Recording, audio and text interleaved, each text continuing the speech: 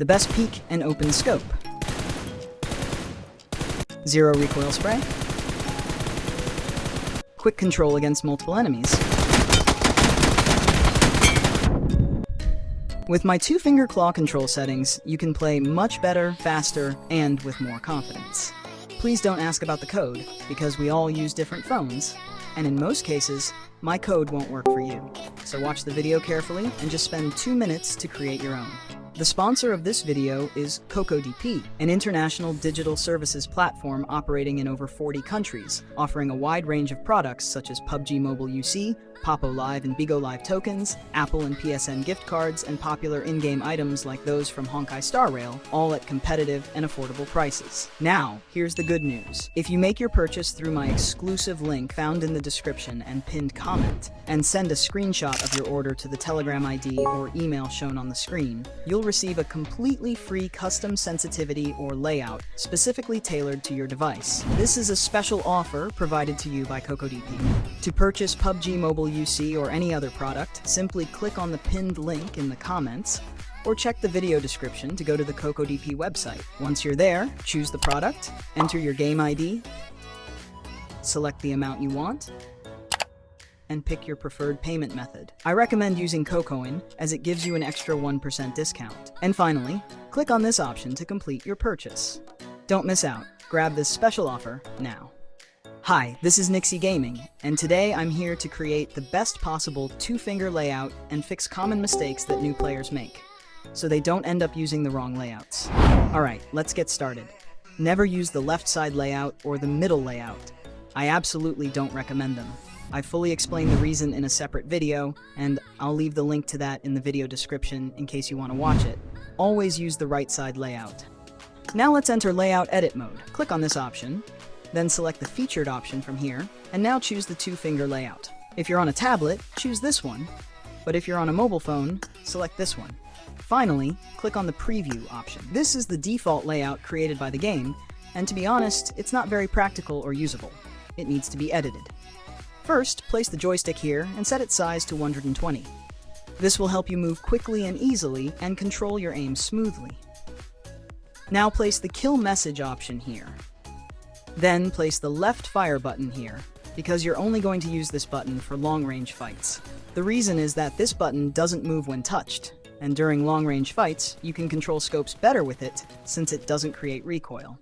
Next, place the prone and reload buttons here, right to the right of the joystick. The reason we do this is because we use the prone option only occasionally in important moments. And the same goes for reload. You can easily reload using your left hand. These buttons here are in the wrong spot, because they block your view and aren't organized in a way that allows you to control them easily. Move them here, roughly to the middle of the screen. It's much more logical this way. For example, if you want to get into a vehicle, you don't need to aim, so it's okay if the vehicle seat button overlaps your aim button. And the golden use of this is that you can quickly switch between the left and right sides of the vehicle to confuse the enemy and make them waste their bullets. First, sit on one side of the vehicle, then quickly tap the exit button near it, and then move to the other side of the vehicle. Repeat this until the enemy runs out of bullets, then shoot them.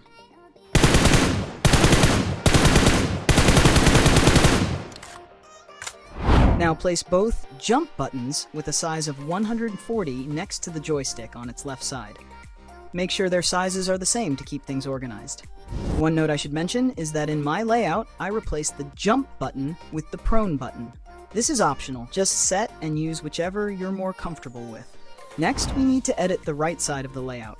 On the right side, take the fire button and set its size equal to the joystick size. Then place it here so you can use it comfortably. Now adjust the zoom button to match the size of the left fire button and place it below the right fire button.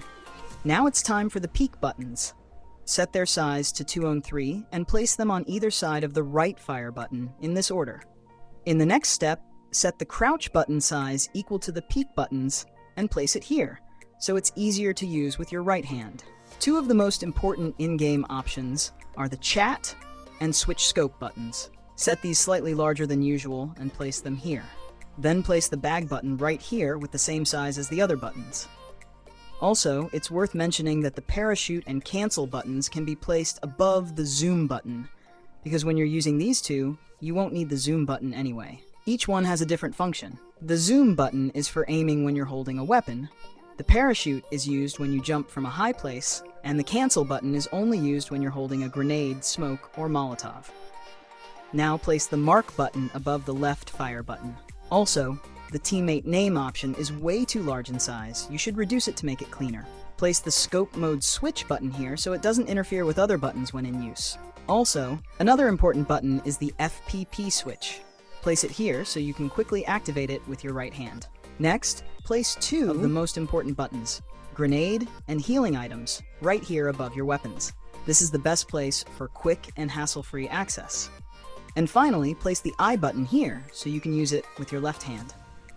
Now, save your layout from here so I can tell you the settings and sensitivity you should use with this layout. Alright, let me tell you the settings that need to be applied. If you're a gyro player, disable the camera rotation while ADS option. This prevents the zoom scope button from moving when touched during shooting, and you'll need to control recoil with the gyroscope. However, if you're a non-gyro player, enable this option. The opposite happens here. The scope button will move when touched, and you'll have to control recoil by dragging on the scope button, which is harder. That's why I recommend using the gyroscope. The same goes for the camera rotation while leaning. If you're a gyro player, disable it. If you're not, enable it. This also activates or deactivates touch sensitivity while peeking.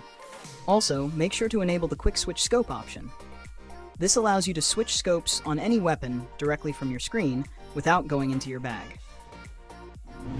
And also, the sensitivity I created for this layout is really excellent and designed for zero recoil. You can use it as it is. Up next, I'll give you the code and the complementary part of this video. Here are the sensitivity settings I made.